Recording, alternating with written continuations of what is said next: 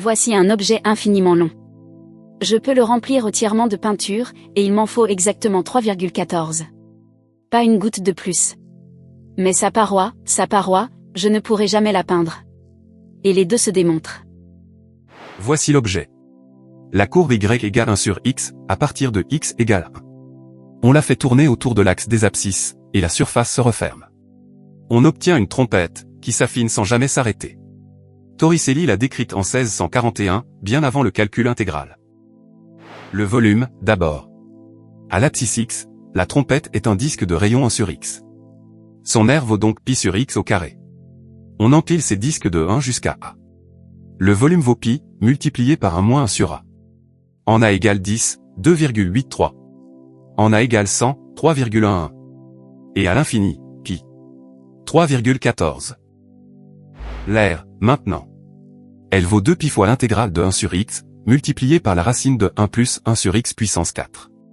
Or cette racine est toujours supérieure à 1. Donc l'aire dépasse 2 pi logarithme de a, et le logarithme, lui, ne s'arrête jamais. En 10, 15. En 100, 30. En 1 million, 87. Regarde les deux courbes. Voilà le paradoxe. Remplir coûte pi, peindre coûte l'infini. Sauf que peindre, cela veut dire déposer une couche d'épaisseur constante, la même partout. Ce volume-là vaut cette épaisseur multipliée par l'aire, donc l'infini. Et de toute façon, le rayon 1 sur x finit par devenir plus petit que la couche, le pinceau reste bloqué. La peinture qu'on verse, elle, sonne ainsi avec le tuyau. Deux verbes différents.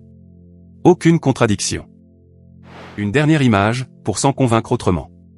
Retourne à trompette, pavillon vers le haut, et verse de l'eau. Le tuyau ne se referme jamais, son rayon, 1 sur a, reste strictement positif, aussi loin qu'on descende. Et pourtant, l'eau qu'il peut contenir ne dépasse jamais pi.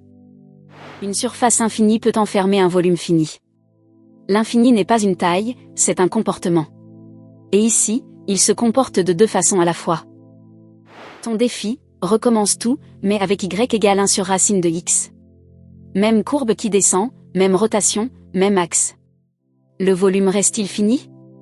Attention, la réponse n'est pas la même que pour 1 sur x. Je la lis en commentaire.